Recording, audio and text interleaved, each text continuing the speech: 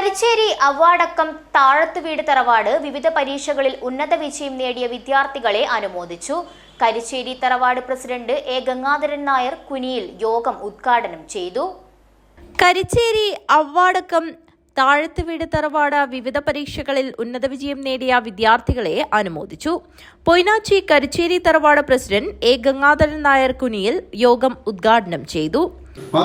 നടപ്പിലാവാൻ പറ്റാത്തൊരു കാര്യം, പല കാര്യത്തിലും നമുക്ക് ഓരോന്നിനും ഒരു തടസ്സം കിട്ടിയോണ്ട് പിന്നെ നമുക്ക് കൂടുതലായി പറഞ്ഞു കഴിഞ്ഞാൽ നമ്മുടെ തറവാട്ടിൽ എപ്പോഴും ഉത്സവമായി കഴിയുമ്പോൾ നമ്മൾ ഈ തറവാട്ടിനെ വെച്ച് എങ്ങനെയെന്നുള്ള ഒരു ടൈം നമുക്ക് അടുത്തായിട്ട് കിട്ടുന്നുണ്ടായില്ല.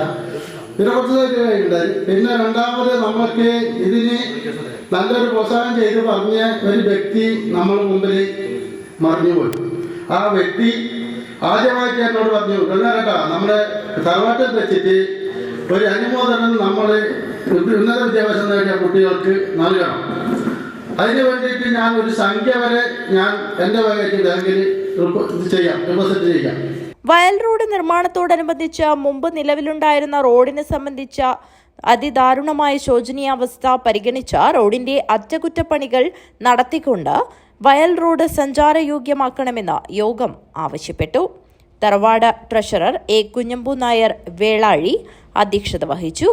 ദിവാകരൻ കരിച്ചേരി സ്വാഗതം പറഞ്ഞ യോഗത്തിൽ NSS സംസ്ഥാന director board member advocate A Balakrishnan Nair മുഖ്യപ്രഭാഷണം നടത്തി.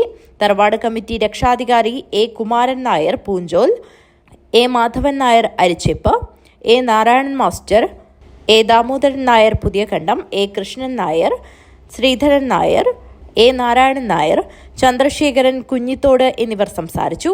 യോഗത്തിൽ വെച്ച് വിവിധ പരീക്ഷകളിൽ ഉന്നത വിജയം നേടിയ തറവാട്ടംഗങ്ങളുടെ മക്കളെ അനുമോദിച്ചു. നിരവധി തറവാട്ടംഗങ്ങൾ സംസാരിച്ച യോഗത്തിൽ തറവാട് ജോയിന്റ് സെക്രട്ടറി ഭാസ്കരൻ കാവിനപ്പുറം നന്ദിയർപ്പിച്ച് സംസാരിച്ചു. News bureau, Kanhangad.